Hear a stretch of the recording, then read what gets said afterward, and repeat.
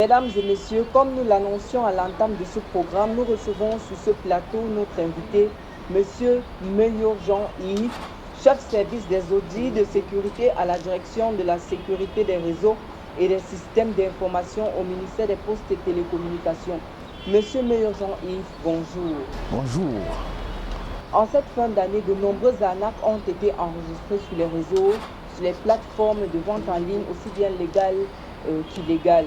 Selon vous, qu'est-ce qui peut expliquer cette recrudescence des arnaques? Comme vous le savez très bien, les technologies de l'information, c'est une affaire des jeunes.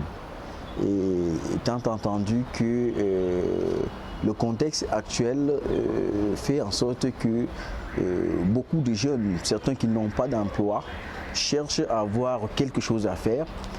Ils essaient de se mettre dans les réseaux sociaux pour pouvoir trouver quelque chose à faire, soit pour chercher de l'argent, soit pour chercher à expérimenter un certain nombre de choses. Donc c'est ce qui fait donc en sorte qu'en cette période de fin d'année où tout le monde cherche à trouver quelque chose, ce qui concerne pour préparer les fêtes, certains rentrent donc dans les réseaux sociaux pour pouvoir perpétrer un certain nombre d'arnaques aux utilisateurs et aux populations. Monsieur Meyo, comment reconnaître le profil d'un arnaqueur en ligne? Vraiment pour reconnaître que vous êtes en face d'un criminel en ligne.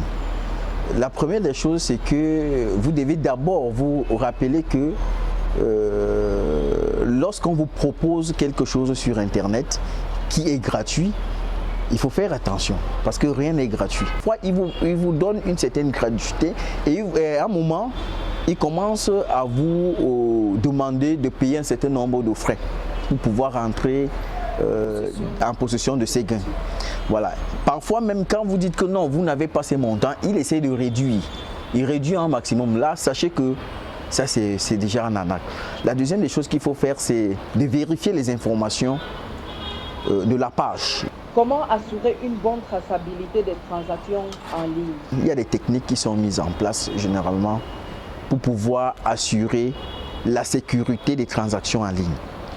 Vous devez être, quand vous faites par exemple vos achats en ligne, vous devrez être sur une page sécurisée.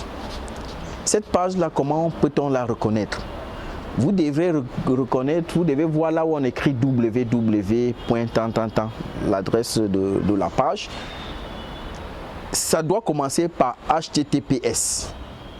Oui, HTTPS qui est un protocole de sécurité qui permet d'assurer toutes les transactions en ligne avec traçabilité. Voilà. Donc avec des signatures électroniques au moment de la transmission. Donc généralement ces pages sont sécurisées. Donc si vous n'avez pas HTTPS, sachez que c'est une page douteuse. Monsieur Meyo, quelle astuce donnez-vous aux téléspectateurs habitués de e-commerce afin d'éviter de tomber dans le piège des arnaqueurs? La première des choses qu'il faut vraiment avoir en esprit, c'est de contrôler votre environnement web sur lequel vous êtes en train de naviguer. Est-ce que l'environnement est sécurisé? La deuxième des choses, c'est qu'il faut vérifier l'adresse de votre interlocuteur, c'est-à-dire votre vendeur.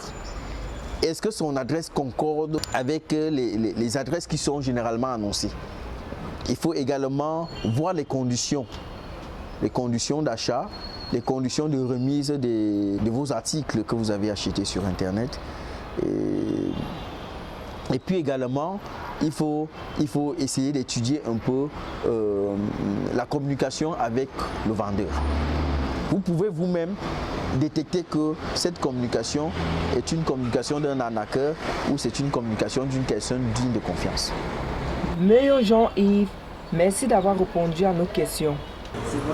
Je rappelle que vous êtes le chef service des audits de sécurité à la direction pour la sécurité des réseaux et des systèmes d'information au ministère des Postes et Télécommunications.